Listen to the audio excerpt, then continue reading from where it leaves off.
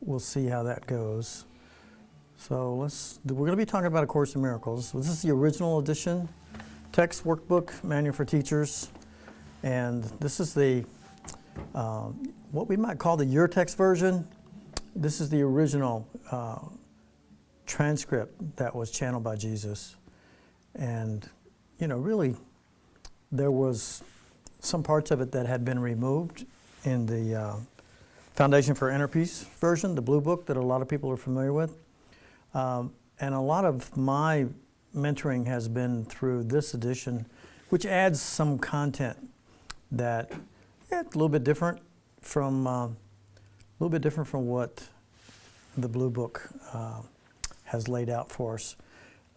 Not extremely different, but it has some interesting points that I think are worthy of conversation. And so I think we can just, work with this book is what we'll be doing, as we continue forward in our study of A Course in Miracles. So I appreciate you guys being online with us tonight, and so we're about ready to get started.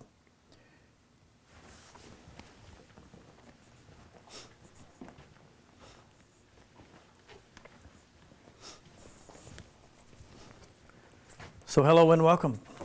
Hi. Hi. Thanks to everyone that's out there tonight. We're going to be looking at this version of A Course in Miracles. Last week we covered a lot of information. Do you have a question? No. Last week we covered a lot of information, and I just wanted to kind of fill in some of the gaps if I could. But I'll refer you to episode 3 if you want to go look and just see what that looks like. I'll refer you to episode 3 if you missed that, or if you want to go back for a review on that. It should be up on the website.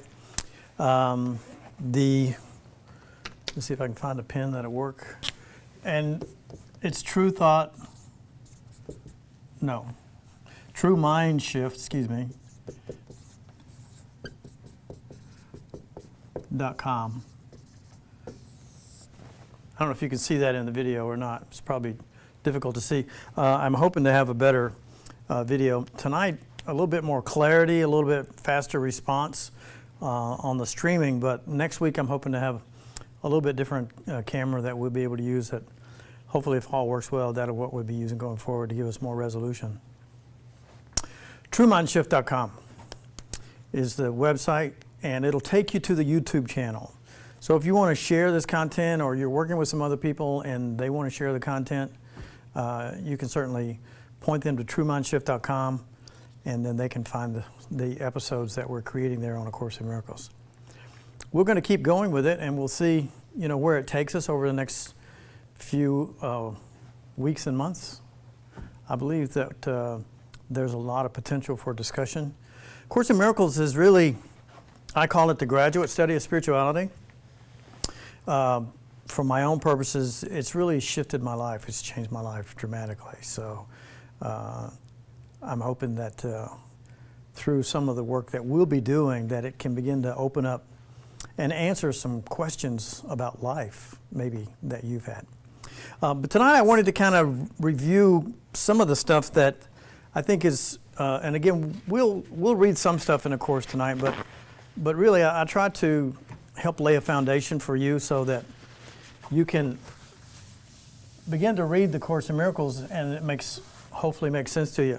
I know the first several times that I read through the textbook, it was difficult for me, and I'm a slow learner, but it was difficult for me to really grasp the underlying message, meaning, and foundational principles of A Course in Miracles. But once I began to get that, then, man, just reading it, it just jumped off the page at me. So that's what I try to focus on in our gatherings, so that when you read the book, even the very first time, that it begins to make sense to you, that you can really understand what he's pointing to in the discussion. Of course, it's written in Shakespearean iambic pentameter, so that is not the way we speak. So that also requires us to it really requires us to slow down a little bit and spend a little bit more time with it. And of course, that was an intentional design by the author. The channeling was done by Helen Schuckman, but the author of the book really is actually Jesus. And even though that was very difficult for her and it's difficult for a lot of us, it was for me when I first picked up the book, is what would people think of me if I'm, I'm reading a book that Jesus wrote, modern day book that Jesus wrote. Well, modern day now is about 50 years old, but it certainly has had an impact worldwide. And millions of copies have been sold, dozens of languages has been translated, and it's out there. And it is changing, literally the consciousness of our planet is changing the frequency, the vibration. So I call it the graduate study of spirituality because he really kind of cuts through the chase of how you came here. It cuts to the understanding of the game, if we can call it that. He called it a tiny mad idea in A Course in Miracles. But really the game is the game of separation. And we chose it as an act of the children of God, if you will, of basically playing a game. But since we couldn't really create a world, a universe, separate from God, the only thing we could do, of course, would be to pretend like children often do. And when children are pretending to be grown-ups, like their parents, that's kind of what we did. We pretending to be godlike, because we get to make up our life. We get to decide who we are. We get to decide the life we live for the most part. I know it looks sometimes like the life is happening to us, the world is happening to us as we look around and we feel like we have no control. We have very little say in what's happening in the world. But in truth, that's not true, because thoughts are things. So what we do have the power to do is give meaning to our experience, or withhold meaning from our experiences. And so in A Course in Miracles, he literally maps out a pathway that he took, and we're talking about Jesus, that he took, and the things that he learned about himself and about us. And in that process, he became self-realized, capital S, self-realized, and enlightened. And he's been sharing that message with us ever since. Now, I know we might think that, okay, well, he was crucified, but then he was resurrected, and also he appeared before others. So where's he now? Well, he's right here, right where we are.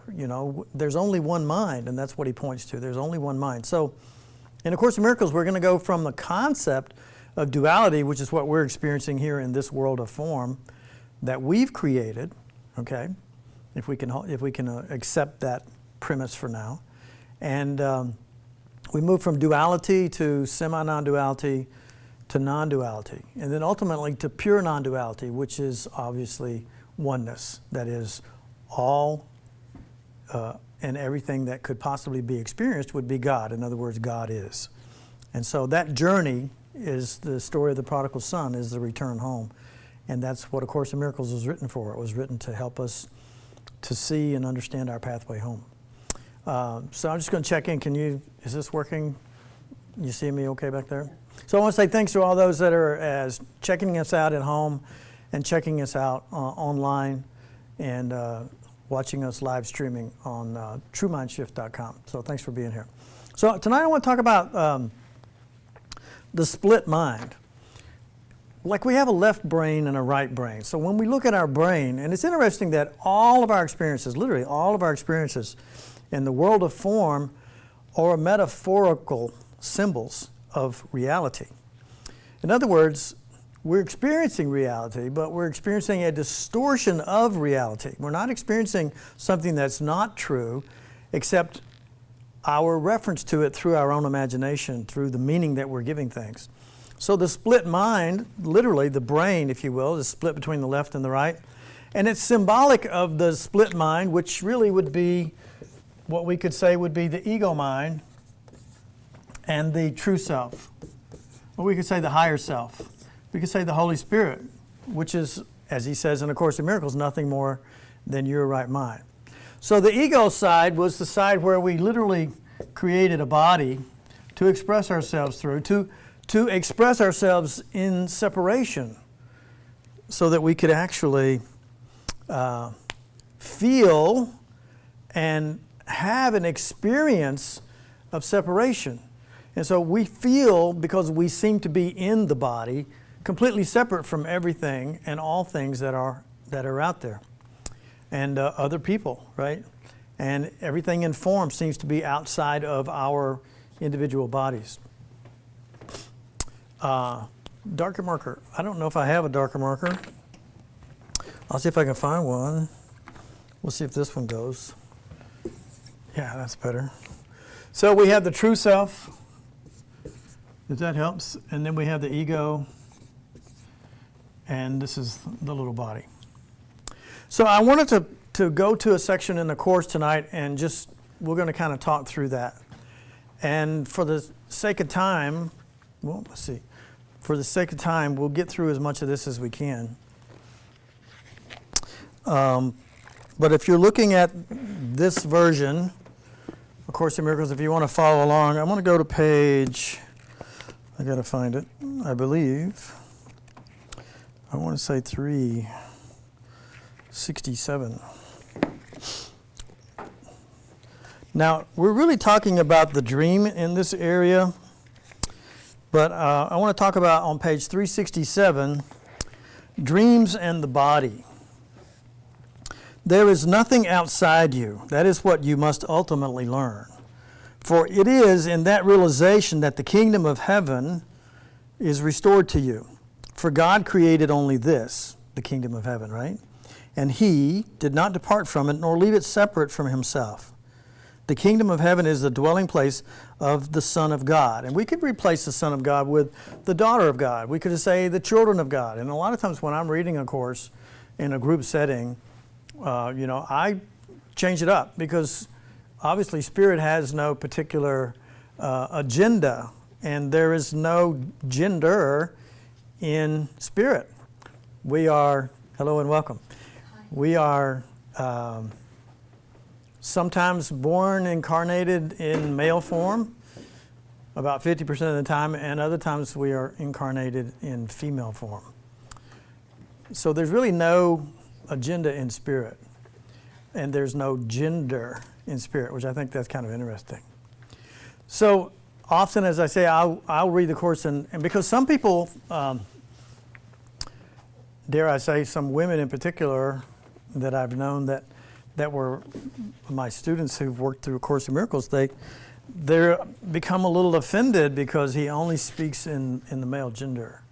But he did that just for the sake of clarity. He's not picking on women or trying to exclude women in any way, shape, or form. And interesting, another book that he also channeled is called The Way of Mastery. And in The Way of Mastery, he actually refers to God as mother.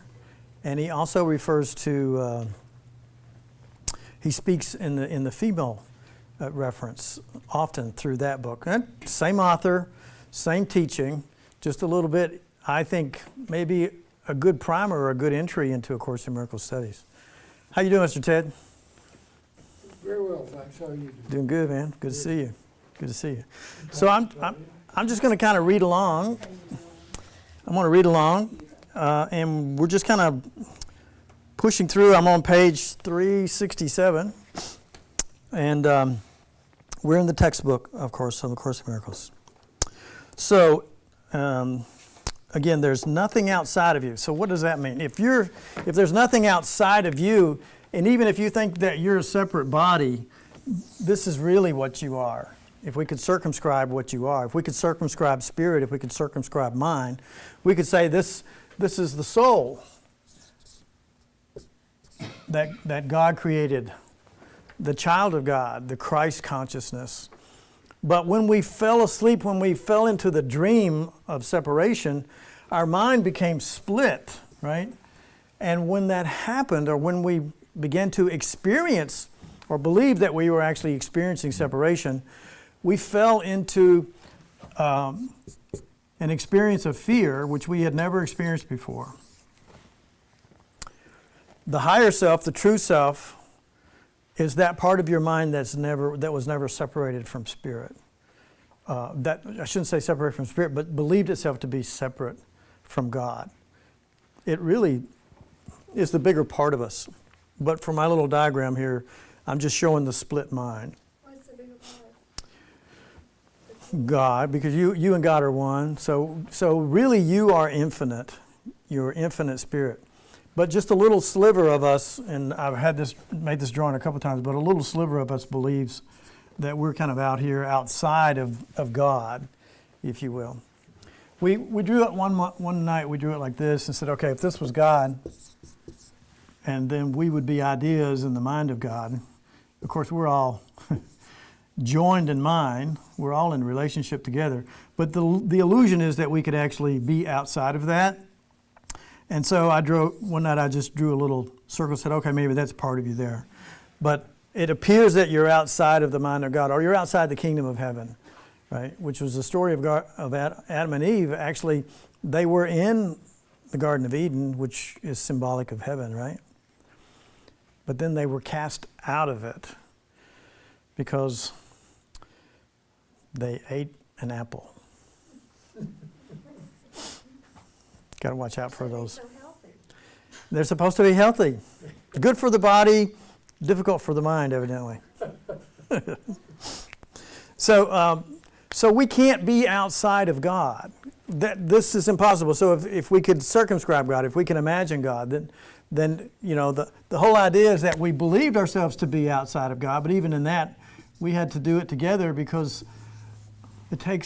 you cannot possibly, it's impossible to be separated. And so even in that story, Eve could not partake of the apple until she got Adam to do what? Agree. See, everything is symbolic of our truth, actually. It's really interesting. So in the Bible, that metaphor was that she couldn't do it by herself. She couldn't experience separation by herself. She had to get a mutual commitment, mutually agreed upon commitment of a tiny mad idea is what he calls it in A Course in Miracles, that we could pretend, what would it be like to play a game of separation? So in that experience, we became bodies, and a portion of the soul, if you will, the mind became split. And in that mind, then we peeled off, or literally kind of sliced off a little bit of mind, a little bit of intelligence, and that is the ego self. That's the ego self. So in the section I'm reading is called Dreams in the Body. There's just a couple of points in here that I wanted to make tonight, but I'm going to read a few paragraphs, and we don't always do this, but I think it's interesting. So the kingdom of heaven is the dwelling place of the children of God who left not their Father and dwells not apart from him. Heaven is not a place nor a condition. It's merely an awareness of perfect oneness. Remember, we're going to go from duality to semi-non-duality to non-duality to oneness. Oneness and the knowledge that there is nothing else, nothing outside this oneness. Everything really is within God. There's nothing outside this oneness and nothing else within. In other words, God is all in all, and everything is God. What God, and so here in that statement, he's pointing to the oneness or pure non-duality.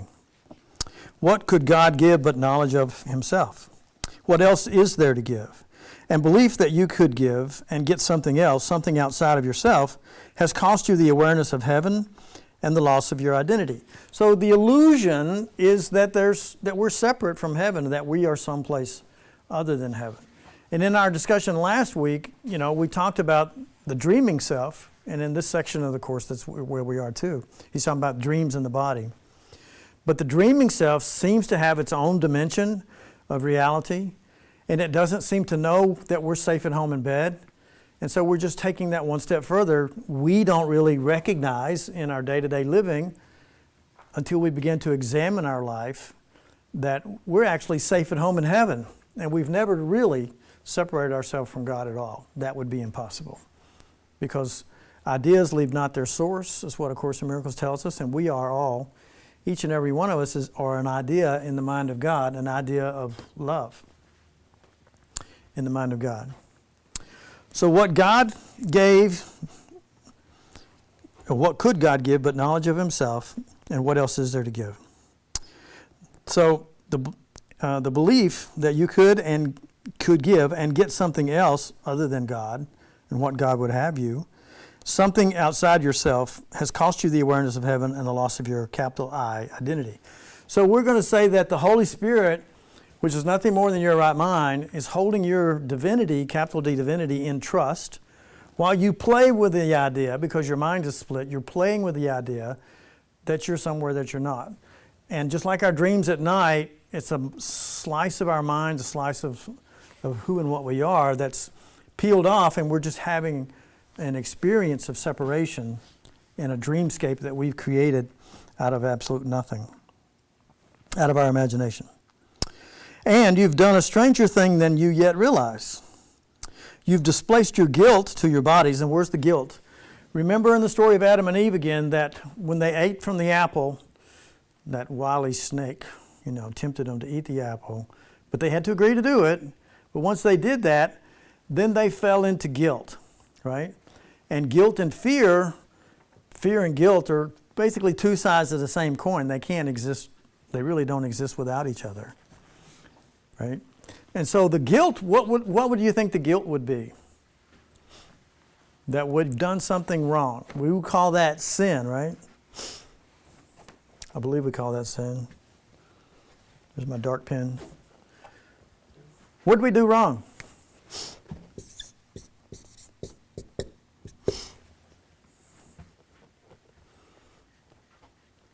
Well, in the story of the prodigal son, what did the prodigal son do wrong? What did he believe he had done?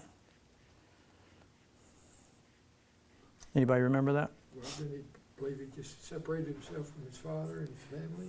Separated himself from father and family. He also believed that he squandered his inheritance. Yes. Right? Yeah. So what is our inheritance? What is God? God is love. And so when we separated ourselves in our imagination from God, we separate ourselves from the source, capital S, source of love. And have we ever felt, have any of us ever felt lonely? Or like we didn't have enough love in our life, or nobody loved us? Or we've all gone through those periods, right, where we just don't feel loved. Where's the love? I don't feel the love, right? It's because we really, it appears that we've squandered our inheritance. Love is our inheritance, right? And we've disconnected from our family, right? Which is all of our brothers and sisters. In the mind of God, we're all one. Just a few trillion of us, let's say. Zillion or trillion, how many ever angels there might be, right? I'm told that that's a finite number, actually. But we're all one mind here, right? But in this game of separation, right, then we split off, and fear and guilt. It's the first time we ever experienced it. So if we looked at God, we could say that God and the angels and what God created would be an extension of God, and so God is omnipotent, right, omnipresent, and omniscient. So wouldn't that be true of His children as well? Of course. But as soon as we separated ourselves, or believed to be separated,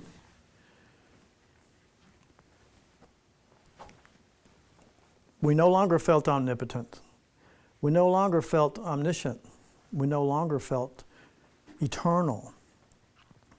And fear and the imagination of this little sliver of our mind began to create a horror story, Not unlike, my daughter when she was young and the lights were out and there was a little bunny slipper on the floor and the lights are out and she thought that it was a monster, right? Now, she was full of fear and her imagination ran wild with her, right? So Dad comes in and turns on the light. And in the light, we can see the truth. And in the truth, she could see, oh, that's nothing to be afraid of. And that's what A Course in Miracles is doing for us. It's turning the light on so that we can begin to see the truth about ourselves, so that we no longer exist in fear and think through the prism of fear. And we also let ourselves off the hook for sin. Now, sin is just another way of saying missing the mark. The missing the mark, what are we missing is that we believe that we're separated. But we're not. That's just an error in perception. It's just an error in perception. So there's no such thing as sin. So in A Course in Miracles, he says, God guarantees your sinlessness. And I'm like, yahoo, because I thought I was going straight to hell for a long time. So that turns out good, right? That I was deserving of eternal damnation. So you've displaced your guilt to your bodies. So we project that fear and that guilt into our bodies because we don't want to deal with it. So we project it into our unconscious mind, our subconscious mind, if you want to call it that. I wonder what that sentence means.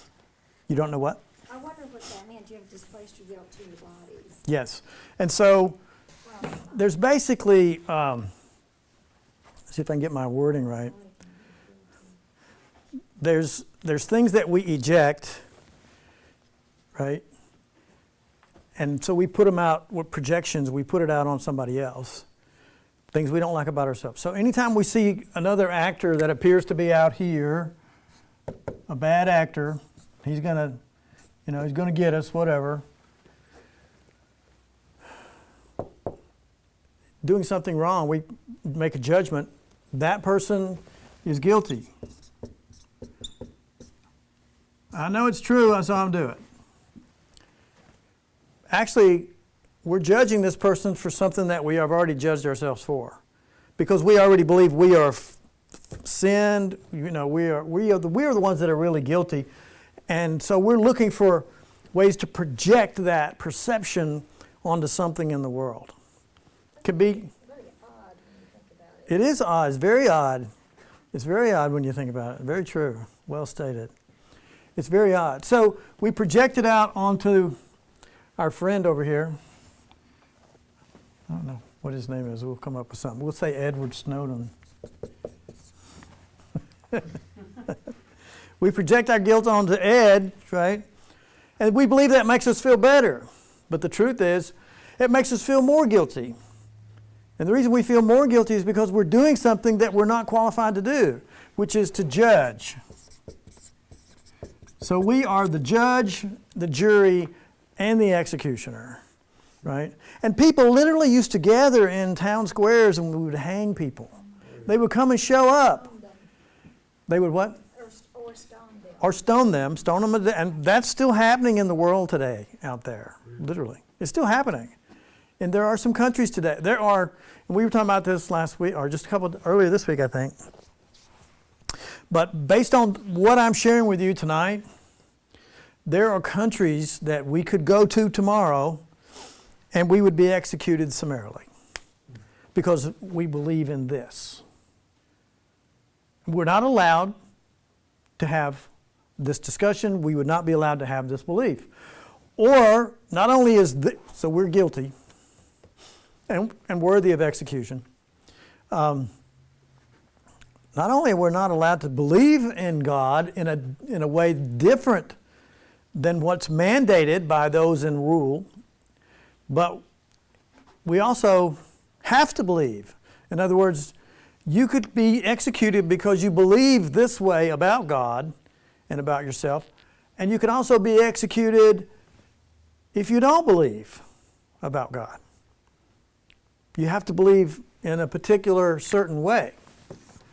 And you got to be in this frame that's defined by other people as to what's allowed and disallowed for you to believe. The thoughts, you could be murdered, literally, for your thoughts. Now, you didn't do anything to anybody, not at all. But if you voiced your beliefs, it's not allowed. You would be executed. So when people say that's not legal, I think a good question to ask right behind that is where? Where is that not legal? Because almost anything you want to do in some places is legal. And almost anything you want to do in some places is absolutely illegal. And who's making all that up? This guy right here, the ego. And it's all made up, right? And so that's one of the things in one of the communications from Jesus about this is insane. Now we really start thinking about this and add a little reason to this, we can begin to see that this is an insane mind. These are insane concepts. And it's really us making up God, which is love, in our own image over here. And of course we would then promote fear of God, of vengeful, wrathful, judgmental God as well.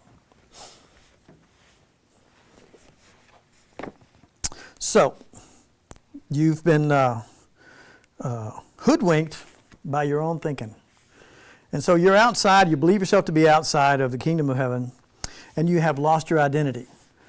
So when Archangel Michael didn't cast us into hell, he was really saying, oh, my prayers are with you, because we are the ones that said, I'm going to go play a game of separation. And there are those in spirit, our brothers and sisters, our family, that never have chosen to be in form. And so there's only a few billion of us here, while there's zillions and zillions of us in heaven, if you will, ideas of love in the mind of God. And you've done a stranger thing than you realize, because you've displaced your guilt to your bodies from your minds. Yet a body cannot be guilty, for it can do nothing of itself. Our body is really just, if you'll allow me to say this, it's just a corpse. And you no longer activate it. When you withdraw your awareness, your attention, and your energy and your spirit from the body, it just falls. I had the experience, which I'm grateful, of watching my mother's spirit leave, and then I couldn't visually see it. I thought I saw particles, but anyway, I saw the difference. You felt the difference? I saw it in how her body looked, and her energy was still there, Mm-hmm. and how it looked. You're right, it's just like she's not here. Yep. It's just form there. It's just a form. But so, And there never really is. I know we like to. It's kind of difficult to get our head around, because there are those of us who would argue, wait a minute, the body has intelligence. Every cell has intelligence, right? We could say that every atom has intelligence. It knows of its existence. But the corporal body, the overall body, would collapse immediately if we withdraw our spirit from it, right? And if it was smart, I mean, if heaven forbid we got in a car accident and when our arm got severed or our leg got severed and it's over there in that, it doesn't know it's over there in that ditch. You know, it doesn't have a brain, it doesn't have the mind that we have. Now, that's not to say, if we want to go to the absolute, that rocks are entities. They're beings. They are the energy. So the best way for me to relate to it is like when you're dreaming at night, what part of the dream is not mind? It's all mind, right? It's you projecting your mind onto a screen. We could say maybe it's like the third eye view, right? It's like you have this ability to create a dreamscape.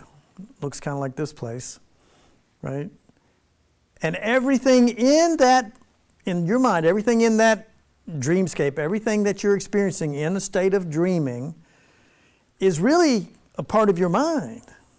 So you could say it's all alive to the extent that your imagination is alive, to the extent that your mind is alive, because all of it is a part of you, right? Ideas leave not their source. The dreamscape is all you. So if we go to the absolute, we could say, okay, so everything that's in my dream at night is real as an extension of me, because it's what I believe myself to have an experience of as real. But as soon as I wake up, it all collapses. So was there anything in that dream that was real, not from the awakened mind perspective? We see the illusion for what it is. So when we journey back home, in other words, when we wake up, all of this collapses back into our true self, our true capital I identity, is what he was saying here too. So a body cannot be guilty, for it can do nothing of itself. So you who think you hate bodies, deceive yourselves. What you really hate is your mind. For guilt has entered into them, and they would remain separate, which they cannot do. So again, it's the illusion of separation that we're trying to work through. And we try to work through it by reasoning, but again, we're not going to get the cat to drive the car, so to speak. We're only going to get so far, and then the mind finally just relinquishes control, and our heart opens up. And that's where our higher self, our true self, our mind begins to become whole. When we let go of all of the fear and the guilt and everything associated with the experience of the ego, it's keeping us focused on the outside world. When we begin to withdraw that attention and return within, and we can begin to communicate now with our higher self, with our true self. And that, Question. Mhm. When you do that, do you still dream? Yes. You're always dreaming until you wake up completely from the illusion of dream. And as long as you're informed, you're still having you could have an experience of what we could say is a lucid dream experience. And again, we're trying to use words from the language of separation to grasp what's not separated. And words themselves just can't do it. You can have a peak experience of enlightenment, however long it might last and however profound it may be, but good luck trying to explain that to somebody. Because words fail the understanding or even the articulation and expression of truth. So that's why we've got this really thick book, right? That's telling us something that's very, very simple. It's just telling us this, but we're going to talk about it again and again and again and see it from very, very many ways so that we can begin to see when this self, this ego self, is deluding us and tricking us into believing something that's not true. And in that moment, then we can turn to the higher self, create dialogue, and begin to ask what's the truth. And let this self begin to inform our experience and help to get us awakened. Minds are joined, but bodies are not. This is paragraph 51. Only by assigning to the mind the properties of the body does separation seem to be possible. And it is mind that seems to be fragmented and private and alone. Private thoughts. I mean, we all believe we can have private thoughts. And so we can hide our sin under the bushel basket, so to speak. We can keep, we have experiences in life and we don't want to tell anybody about it. We do things or have done things, all of us have, this life or the next, whatever the case may be. And we have this fear of being judged by other people, so we keep our thoughts private. But he tells us that all is mind. All of this is just like the dreams we have at night. It's just an illusion of dreamscape. It's just an illusion of made-up experience. And so really, in truth, the higher self, the true self, is like you're there all night long when your sleeping self is dreaming dreams. It's not even conscious. But when you wake up, you can remember those dreams because you were there. It's unconscious of you being safe at home in bed. But it has no concept of your life and the things that you're really doing with your day to day. But you were there all night while it was dreaming. I had some really strange dreams last night myself, and that was really interesting. But the things that we make up in those dreams, they all collapse as soon as we wake up. And that's the same thing, again, taken to one more level. So only by assigning the mind to the properties of the body does separation seem to be possible. And it is the mind that seems to be fragmented and private and alone. Its guilt, which keeps it separate, is projected to the body, which then suffers and dies because we are literally attacking the body. It is because it is attacked. It's attacked to hold the separation in the mind and to let it not know its identity. We say that the body is actually a creation, if you will, in the mind of God, and it's an expression of our divinity. But it can't express its perfect expression and live for hundreds and hundreds of years because we fill it with our own thoughts of guilt and our own thoughts of separation, and we attack it. It's at once our salvation, and at the same time, it is our destruction, right? We're going to get cancer, we're going to get heart disease, we're going to grow old, everybody's got to die, yada, yada, yada. Mind cannot attack, but it can make fantasies and direct the body to act them out. Yet it's never what the body does that seems to satisfy. Unless the mind believes the body is actually acting out its fantasies, it will attack the body by increasing the projection of its guilt upon it. In this, the mind is clearly delusional. It cannot attack, but it maintains it can, he's talking about the body, and uses what it does to hurt the body to prove that it can. He's also talking about here the mind. The mind really cannot attack, right? Let's just say that there was some spirit in the room, whatever, and it wanted to attack you, but it's not in form. So it can't hurt you, right? It can't touch you. Maybe it can appear and try to scare you, but there's nothing to be scared of because it can't attack you, it can't touch you, right? It's just spirit. Like the air in the room. We're not afraid of the air in the room, right? And it's touching us a whole lot more than some spirit, which would be ethereal and just non-existent in form. So he's referring to how we can't attack with the mind, so we use the body to attack. We project our hatred into the body and use the body to project our self-guilt onto others and attack them. So it's guilt which keeps it separate is projected to the body, which suffers and dies because it's attacked. To hold the separation in mind and to let it not know its identity. Mind cannot attack, but it can make fantasies and direct the body to act them out. Yet it's never what the body does that seems to satisfy. Unless the mind believes the body is actually acting out its fantasies, it will attack the body by increasing projection of its guilt upon it. So if the mind says, I want to be rich, or I want this person, or I want this thing, or whatever it might be, and the mind directs the body, but the body's just, no, I'm going to take a break, I got to go to sleep, or the body has, we say the body has control over us, it wants us to live a certain way, eat a certain way, behave a certain way, whatever. We blame the body, for not living up to our expectations of what we believe we can accomplish in life. Well, I would love to be this, I would love to be that, but I can't because I'm not pretty enough, or I'm not young enough, or whatever excuses we make. And we take that condemnation out on the body.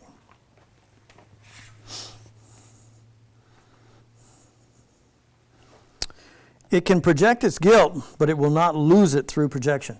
And actually, as I was saying earlier, when we project our guilt onto someone else or something in the world, we increase our own guilt. We think the ego will say, "Oh, that's them over there." It redirects the guilt outside of us. But anytime we're judging anything or anybody, we're not. That act of judgment actually makes us feel even more guilty. So it's like guilt with scoops of guilt on top of it.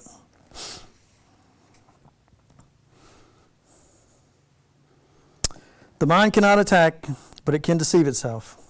And this is all it does when it believes it has attacked and has attacked the body. It can project its guilt, but it will not lose it through projection. And though it clearly can misperceive the function of the body, and he tells us again and again, the body's only function is a communication device. And the Holy Spirit will use the body as a communication device of truth, which is kind of what we're doing here tonight, right?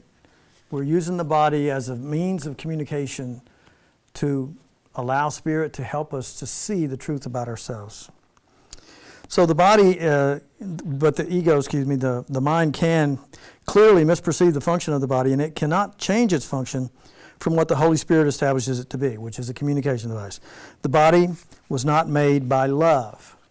The body was literally, we could say, made by fear, or made by this ego self, a dream of separation. When you have a dream at night, you still have a body, and it's a body that you're just making up out of your imagination. Yet love does not condemn it, the body that is, and can use it lovingly, respecting what the children of God has made and using it to save them from illusions.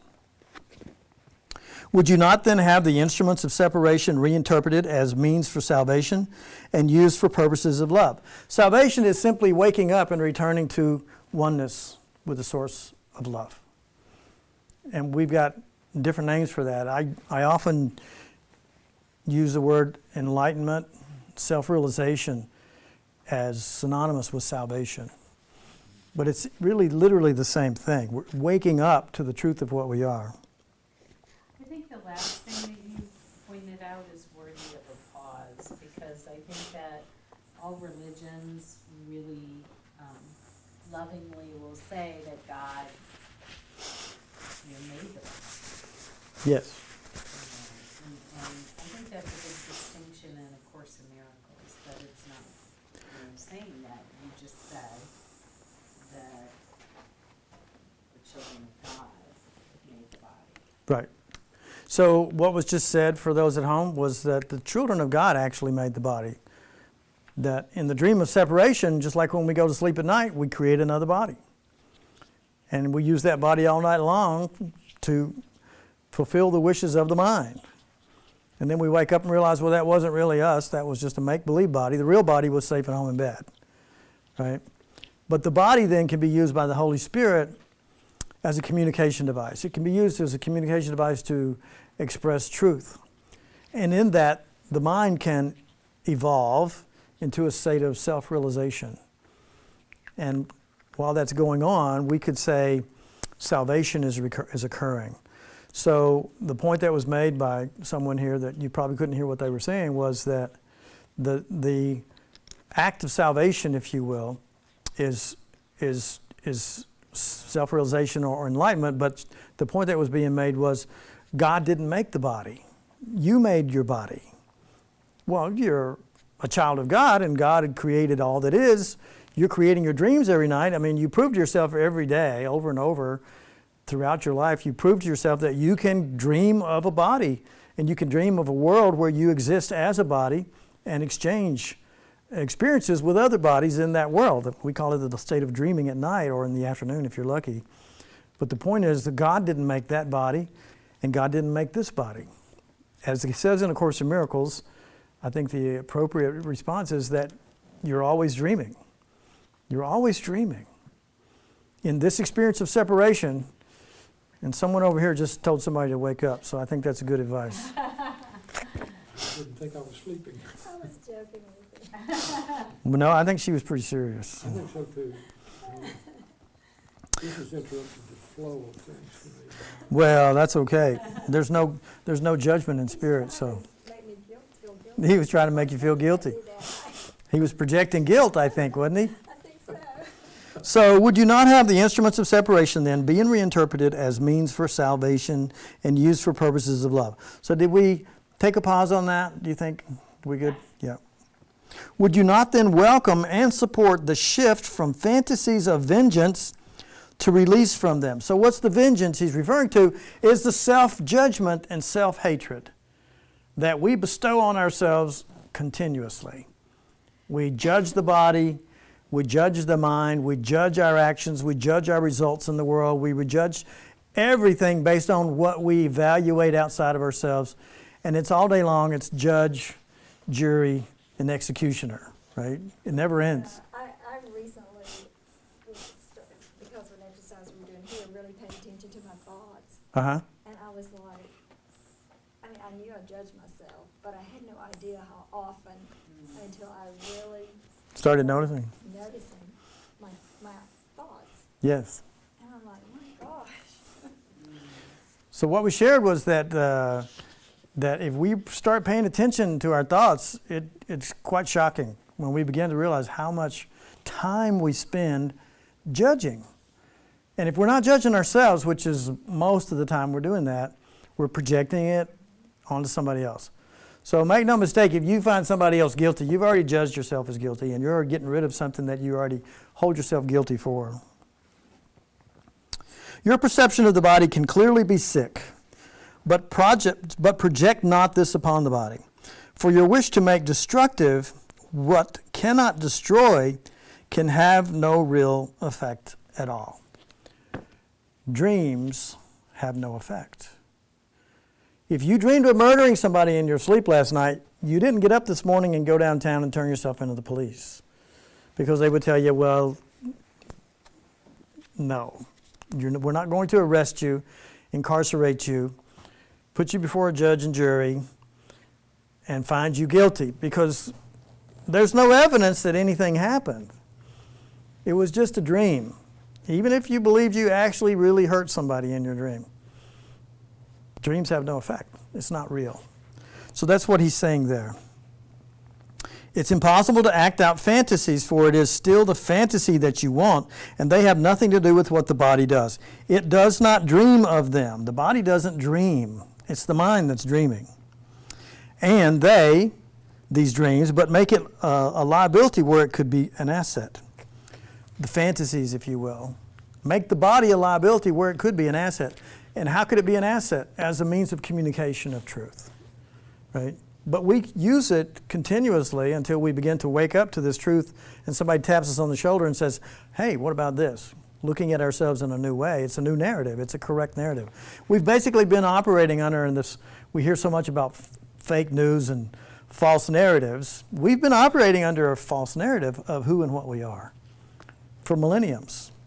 If you believe in reincarnation, and even if you don't, we could say for decades, for most of us in this life, we've been operating under delusion.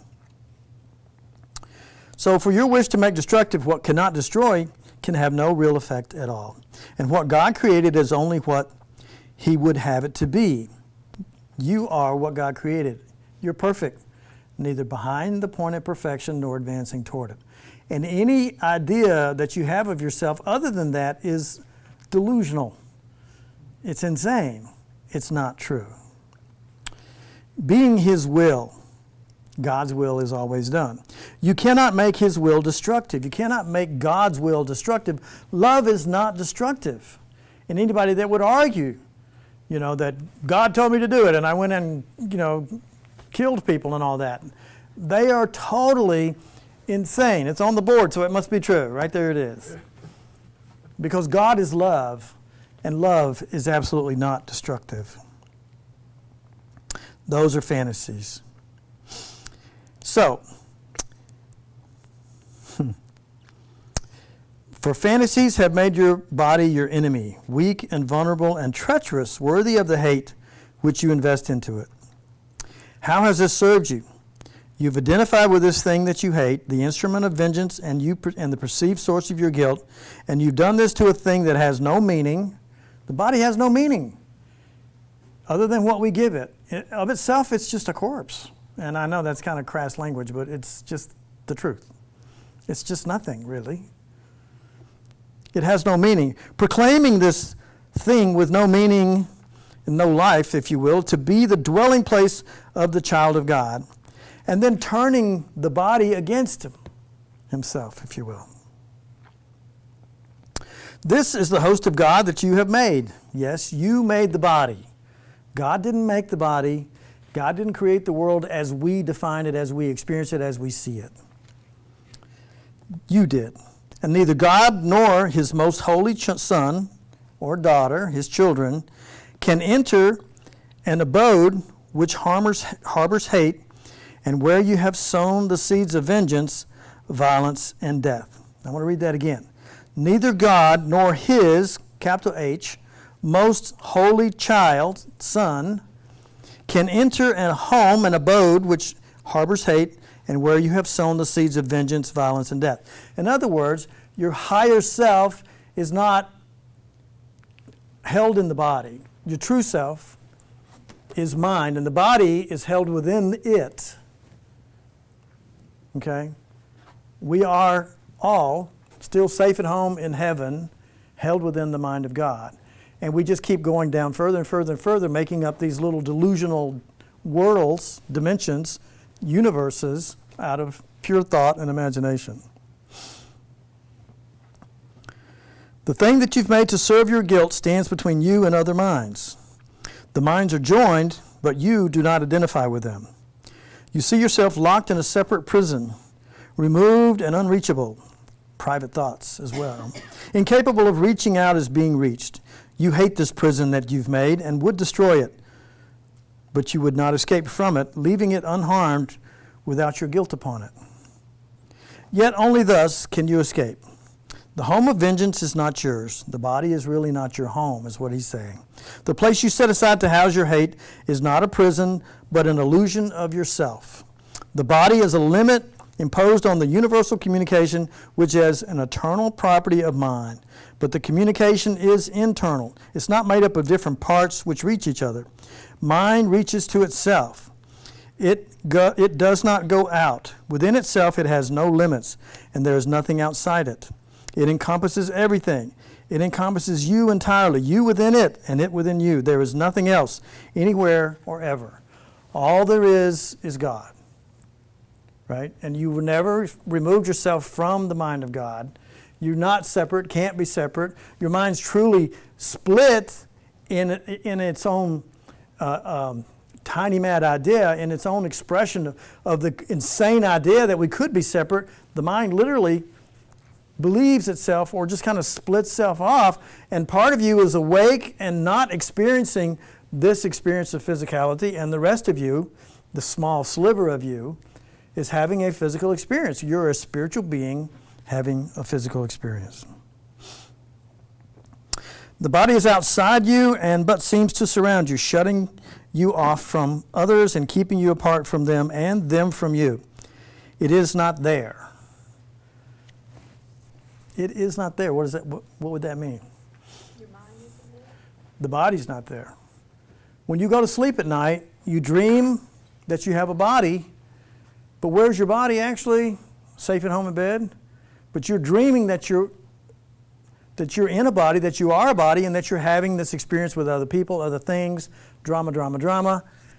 But is your body really there in the dream? It's just a made-up idea. But isn't part of your energy there? Well, the mind. The mind is there. Yes, the mind is there. The mind is this little sliver of mind that we've sectioned off. We call it the dream. I'm calling it the dreaming self. It believes it to be in this universe, and it never doubts. Our mind never stops thinking. This mind of the ego self really never stops thinking. It goes as soon as we fall asleep. The reason we're falling asleep is we're beginning to imagine a drama, a story. And then we begin to fill the storyline up with images, and we suddenly find ourselves going through these dramatic experiences all night long as a body. But he's saying the body is not there. What is there is the mind. The mind is the projector of all of the experiences that we have that we believe to be physical. You're always dreaming. This is not what we think it is. We're always dreaming. There is no barrier between God and his child. You didn't really separate yourself. Your mind is in reality really not split. This is just a make-believe, dreaming mind. A dream of separation has brought us to an experience of separation. Because our mind is so powerful, we can dream of a reality and believe it to be our reality. But it's just a perception of what is real, right? So when we dream at night, we're having a dream of what we believe our life to be, one way or another. People that we know show up. People that we know have passed away show up. People that we don't know show up, et cetera, but it's still just make-believe because your body's not there, their body's not there. It's just imagery on like a movie screen, a dream.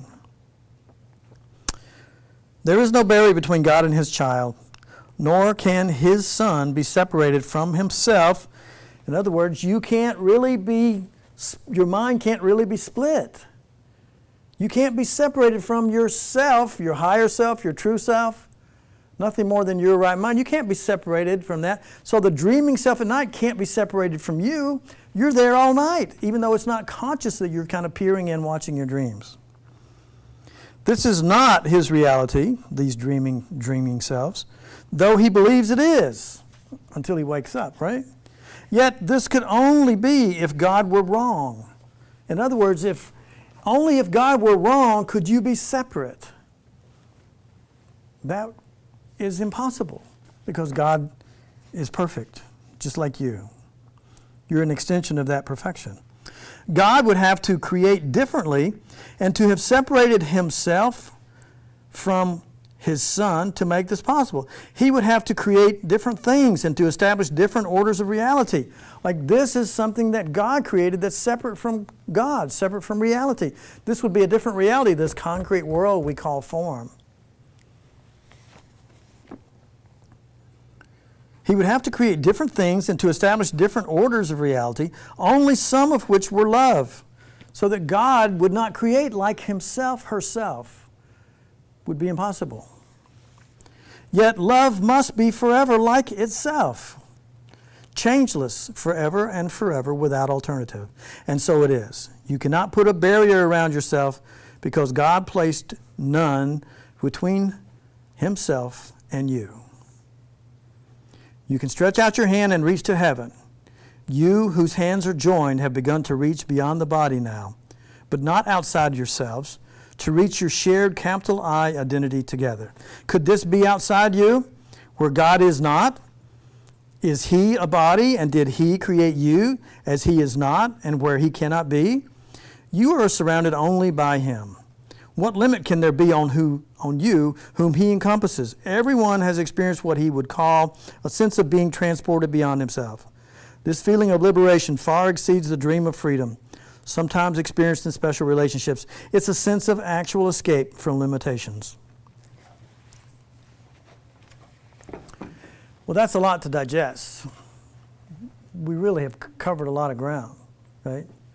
So I'm going to ask you guys to, let's take a pause, let's take a deep breath.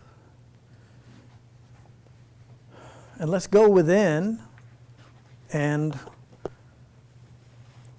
let's see where we're finding resistance. What we're saying is, God did not create the world. What we're saying is, God did not create the body. What we're saying is that we could never be separate from each other or God, that we could never be outside the mind of God, that we could never truly experience guilt, fear, sin, sickness, or death. We could dream about it. And in our dreams, I wouldn't argue for a minute that it doesn't seem possible or that it doesn't seem real until we wake up. So the call to return home is simply a call to return to the mind of the awakened child of God, to wake up, to return to a place in mind where we have, like the story of the prodigal son, returned home and been embraced by the love of our Creator, the source of love, the source of all that is. Because we are one with it. We've never truly separated ourselves from it. And that is spirit. It's not God made in man's image. It's not form. It is love, the energy of love, if we could call it that. It is perfection, eternal, joyful bliss.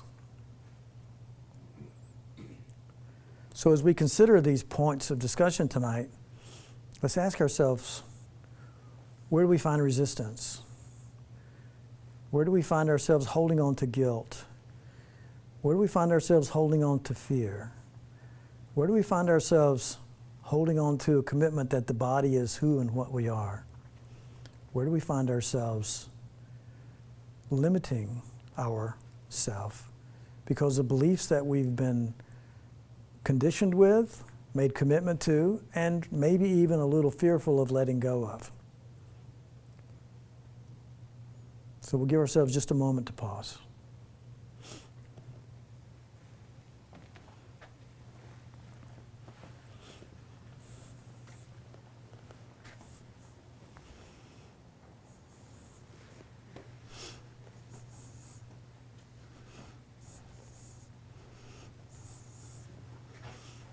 Okay, so we got a little time now to think about these things. And this is one of my favorite parts of what we get to do, because we can just have a discussion and say, okay, we talked about a lot, so what's coming up for us?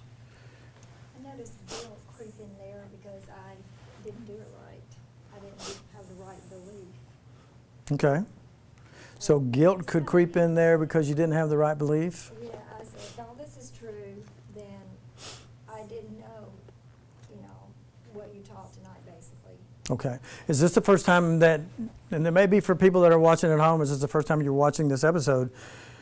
Maybe you've never heard of these concepts before. You've never been introduced to these ideas that, no, God didn't put you here. You made the choice to be here. Does that make you feel guilty? Why would I come here? Kind of thing, right? Why would I subject myself to being in the dark, not remember my name, experiencing separation, experiencing fear, guilt, sin, sickness, death? Why would I do that? Maybe we forgot something I think is very relative. When we started out, we were omnipresent, omnipotent, and omniscient. We knew who we were. We knew what we were, and we knew how we served God, ourselves. We knew how we were literally the feedback system, the loop, if you will, in the recognition of the love of God. That was and is our role. That is our purpose, right? To be the extension, expression, and recognition of love. But we knew all of that. And so if you knew all of that and there was no possibility of doubt in your mind, imagine now you're this perfect child of God. There's no possibility of doubt in your mind whatsoever. It's never been experienced by you. And let's just say I come up to you and say, hey, let's join the dream of separation where people are having these experiences in physical form. Yeah, I know they have to die and all that. I mean, they get sick. That's nothing. What would we be afraid of? There's nothing to, we don't have any concept of that. It's a little bit like going to the local fairgrounds or an amusement park, and for the very first time in your life, and maybe you're quite young when this happens, and you're 8 or 9 years old, like my grandson was. We took him to Disney World, and his dad, he didn't want to leave the adults behind. We're going to get on this roller coaster ride, and he's like, "Well, yeah, I can handle it, no problem." Man, when we went over the top of that first downward plunge, he just about shit himself, right? He wouldn't get on any other ride the rest of the day. He was scared of the little bitty kid rides after that, because he got beyond his depth. It scared him so much because he had no expectation of being afraid. So he was like, yeah, I'll go. Can we imagine we could do that? Because we came up to each other on the other side of the veil, so to speak, and we've never experienced. We're hearing all these stories about all these wonderful, you can do some great things here, right? You can actually smell flowers. You can touch physical form. You can have experiences of ecstasy in this physical realm, of things that you could not experience in touch and smell. You've got these 5 senses.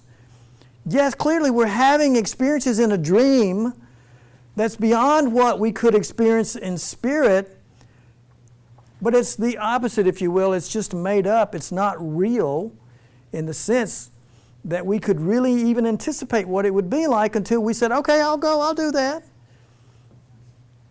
Right?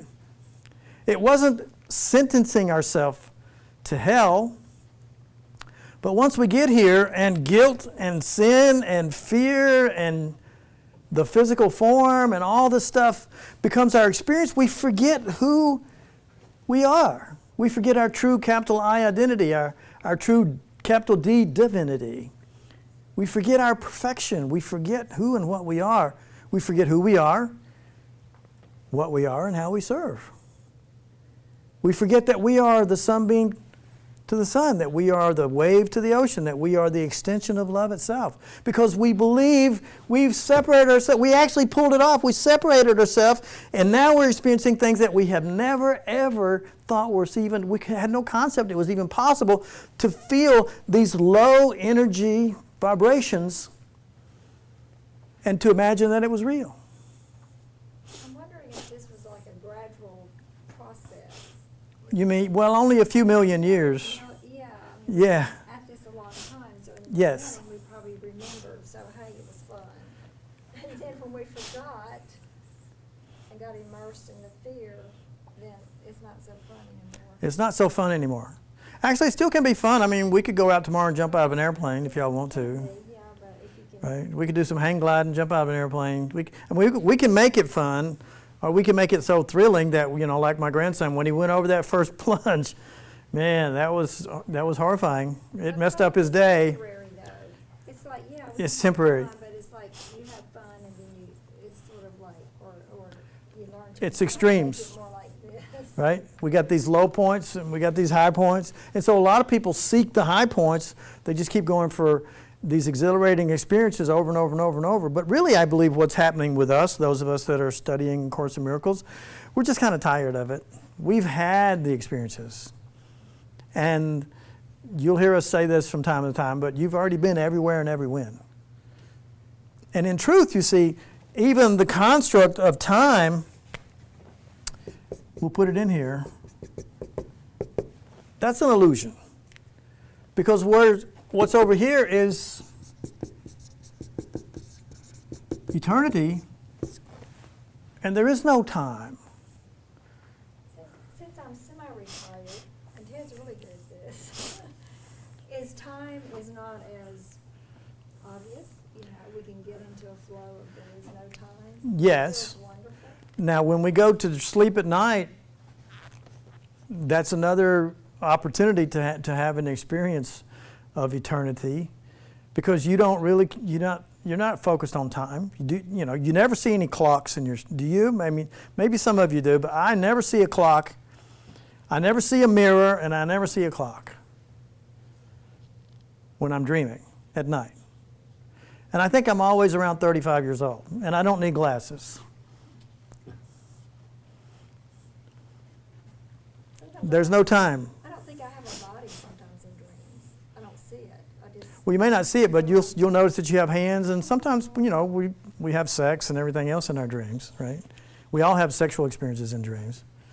There's nothing that we're not experiencing in this dream that we don't experience there. It just is what is our focus. A lot of times I'll notice my hands or my legs, or I'm riding a motorcycle, or I'm driving a car, or I'm walking somewhere on a road or in a house, or I've even found myself in restaurants, though I don't think I've ever tasted food. I can't remember eating when I was in a state of dreaming, but maybe some people do. So time then, when you go to sleep at night, you could say, okay, what time is it? Well, it's 10 o'clock or whatever, but you wake up at, 6 or 7 the next morning, and it's like, went by like that. But the dreaming self, so you have no concept of time, and the dreaming self, unless you woke up, if somebody's given you that wonderful drug that keeps you in a coma, they could keep you in a coma for a long, long time, especially if it was medically expedient for your recovery. And people do that. Sometimes people become, induced into a coma for their own healing. They have no concept, and they wake up, how long have I been out? Oh, 3 weeks. Sure. Right? See, time is a construct of the self that we believe is awake. But time also, now we understand in physics, we understand that time that changes in different parts of our universe now. We know, like a black hole, completely different time structure there. Our scientists are just beginning to grasp some of these things about our experience, what's possible for us, right? So time itself is also a construct. So eternity is hard for this little mind to grasp, because it's made commitment to an experience in time. And here's another thing that I kind of believe is true. Because we were omniscient, omnipresent, omnipotent, and all that good stuff, we could communicate let's say if you had a thought of Jesus, if you had a thought of Jesus, you have a thought of Jesus, you have a thought of Jesus, which one of us is he going to be available to? All of us. Separately, yes? Simultaneously? Simultaneously. Simultaneously. See, because the mind of God is joined, and whatever you connect with is instantaneously. There's no distance. We believe in a linear world. To get from here to here, I've got to travel. No, we know now by quantum physics that we could take a particle and let's say we could split that particle in two, move part of it over here and over here, well, to the other side of the world, if you will, and then we do something to this part of it, and simultaneously this side over here has the same reaction. There's no gap. It's, and we know that now. We've proven that through physics, quantum physics. And we are quantum physics, right? Spiritual beings. So imagine we have the capacity to be in connection with all that is at all times. And the only thing that would distinguish from being in communication with one or another or a group and all those minds, like if you ever see a school of fish turn at the same time and birds turn at the same time in flight, are they talking up there or underwater? They say, well, we're going to take a left up here to let everybody know, and then we'll slowly move around. No, you watch the naval ships on the ocean, you know, they're giving commands and they got to follow each other. No, they literally instantaneously, they all get that signal, this quantum connection. We have that capacity. That's who and what we are. But when we fell asleep, we're just a little sliver of mind. And we're really very slow in our communication. We can't even connect. Now, we're getting to the point when some people can and believe in telepathy, thank you, that's the word I was looking for, telepathy, and those kinds of things, where our minds are joined, and we could read each other's minds and things like that, you know, omniscient, clairvoyant, clairaudient, clairsentient. And more people are having those experiences now. Yes, things are happening. But I want to say that because we've separated ourselves from Source and we've limited ourselves to just this little sliver that we believe is what we are, we need time so that we can schedule meetings like this to get together with each other. Because we can't get it all at once. But in reality, we could and do. Our higher self is always and forever in communication with all that is. We can't and are not and never will be separate. But we can have an illusion while our body's safe and home in bed of being in a different place. We can have an illusion of being a body in a world of form while we're safe and home in heaven. Dreams are pretty cool sometimes. Dreams are great sometimes. And sometimes they're horrifying, right? You had a good dream lately? Usually mine end up in a leg cramp. A leg cramp?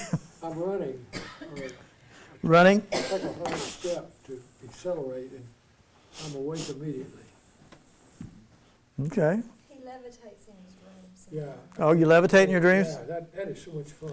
It is fun. I do that a lot. I'll take a couple steps and I can just, Yeah. like I could go all the way across this room and I just barely, maybe I'll touch the ground once. I'm kind of levitating and I'll just float along like that. I've never done that.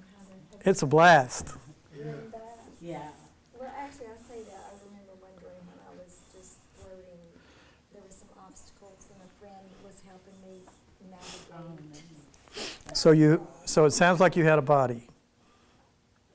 I don't know. Yeah. So he's skipping along. He's got, like I sometimes just, and I would just go for yards and yards and yards, and then just barely touch the ground. And sometimes I could just, as I'm coming down, I say, well, I just want to stay up, and I just keep levitating off the ground a few feet and just move along. I'm in a crowd. You're in a crowd? Several people around. I just say, I'm just going to get up to the ceiling. Nobody seems to pay any attention. Nobody pays any attention. They're not impressed whatsoever that you can levitate off the ground, right? Yeah. Do you think it's got anything to do with that CBD oil? I'm just kidding. I don't know. Way before that. I'm just kidding. So, wow, lots of good stuff. If you're at home and if you're listening right now and you want to type in something, we've actually got somebody by the computer if you want to ask a question. I don't know where it is. Hold on a second, I'm going to get you there. Because I was going to type in the website, but I didn't know where to do Oh, very cool. So there's 2 programs running, right? And so we go to the YouTube page, and this would be your Okay. chat right there. All right.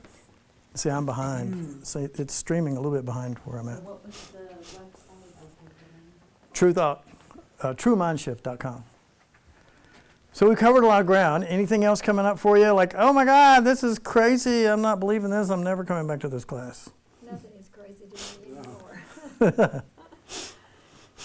Like I said, some of your concepts I had not heard before, some I had, of course, but some were like, wow. Yeah, and so we're kind of taking a crash course into the course over these last few weeks, and I'm trying to, move along a little bit so that we can kind of lay this foundation, deal with some of our points of resistance. I wanted to point out that I thought it was amazing that I don't know how you picked this for today or tonight, but I've been reading from the lessons, the Mhm. workbook lessons. From the lessons, which one? Page 368, and it's what is the body? And then I read that every day lately, and then I just do the daily lesson, which today is 269, which that part doesn't matter, but this part about what is the body I've been reading every day, and then we did this lesson today. So we're looking at what is the body. This is in the workbook lessons. It's on page 368 in the Pearl book. And it is, what is the body? The body is a fence the Son of God imagined that he's built to separate parts of himself, capital S self, from other parts. It's within this fence he thinks he lives. To die as he decays and crumbles. For within this fence he thinks that he is safe from love. Because love is dangerous. Use your word. Identifying with its safety, he regards himself as what his safety is. How else could he be certain he remains within the body, keeping love outside? So if you get a chance, that's on page 368. If you want to read that, there's 3 or 4 more paragraphs. But we're kind of out of time for tonight. And I just want to see if there's anything else that you guys find resistance to this. Is this too far out? Hard to grasp, hard to understand? Does it make sense at all? When we start to apply reason to our experiences, we can start to see the falsity of some of the beliefs that we've made commitment to and been indoctrinated with. I have a question. Okay. A question of what is the difference in your higher self and your soul? What is the definition, maybe the definition of soul? I did there's something out on TrueMindshift.com. It's about the soul, but really we could say that the soul is the essence of the individuation of you, and the soul is kind of like the mind, and if you will, it's kind of absorbing all the experiences of the ego and distilling all these things that we think are good or bad into wisdom. So in essence, part of our journey here, this crazy mad idea that we've undertaken, because we are the creators, God first created his child, which is you, and everything else comes from you. Well, when we started in this tiny mad idea, it was indeed a tiny mad idea, and we're just going to wake up from it and it's going to be over. But now we've kind of decided we're going to have a new agenda. And more people are coming into, more and more angels, spirit, our brothers and sisters are coming into this physical experience because we are literally beginning to create the potential for the awakened mind in field and form. So that others that follow along behind us, and they're coming in now, literally, will be living many, many years beyond our expectations. They won't experience sickness, and their mind's going to be, they'll be able to, from one incarnation to the next, they'll be able to remember, like they start out knowing how to read. That sounds pretty weird, right? But when we think about our friends in the animal kingdom, You know, they're born and horses know they need to eat. You know, infants know they need to suckle. I mean, we already have some memory, if I can call it that. We can say instincts, but now we're starting to see children who come in and within a couple of years, literally, they're playing pianos and doing things that heretofore we would have thought was impossible, right? We would have thought that was impossible. And so imagine children coming in that already understand math or that already know how to read and those kinds of things. Well, one example is kids that already know computers. So easily. It seems like it comes to them so easily. Comes to them naturally, yes. It didn't come to me so easily. Well, yes, I understand. We're talking about computers and how easily that comes to children. So we'll close with that, and we're going to close out with a prayer. In the back of the Course in Miracles, there are several lessons once we get past the first couple of hundred or so. There's 365 workbook lessons, and once we get past those first couple hundred, you'll notice that they're in italics. So I'm just going to go to page 369, and guys can follow along if you want to or not, which is fine. This is lesson 261. So let's take a good deep breath. And I just want to say thank you to everyone who's been with us tonight and who is watching this, now, which is all there is, whenever you might be watching this online. Thank you for being with us and for having the courage to pick up this very radical teaching and discovering for yourself the impact that it might have on your life. God is my refuge and security. I will identify with what I think is refuge and security. I will behold myself where I perceive my strength and think I live within the citadel where I am safe and cannot be attacked. Let me today seek not security in danger, nor attempt to find my peace in murderous attack. I live in God. In Him I find my refuge and my strength. In Him is my identity. In Him is everlasting peace. And only there will I remember who I really am. Let me not seek for idols. I will come, my Father, home to you today. I choose to be as you created me and find the Son who you created as myself. So as we go forth, we want to honor and remember our brother Jesus, who's still working to help all of us to awaken. His decision to lead us into self-realization is still underway. He's still communicating with us today in more and more profound ways than we ever thought possible, even though at the time he actually had images and of being able to communicate with thousands and thousands of people simultaneously. And I mean, in an environment that was so really strange and just, it was hard for him to even imagine what that could be.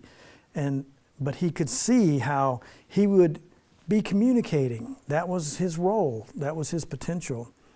And today, now we have the internet. We have the World Wide Web. And today, through these mediums, Jesus is reaching us in a profound way. My task is to simply be the messenger, and it's my honor and privilege to be with you. And I want to say thank you for taking the time to be with us in this now moment. And in the discussions we've had tonight, it's certainly been a big help for me. So I want to say thank you to everyone on the internet and everyone who's joined us here tonight. I love you. God bless. And so it is.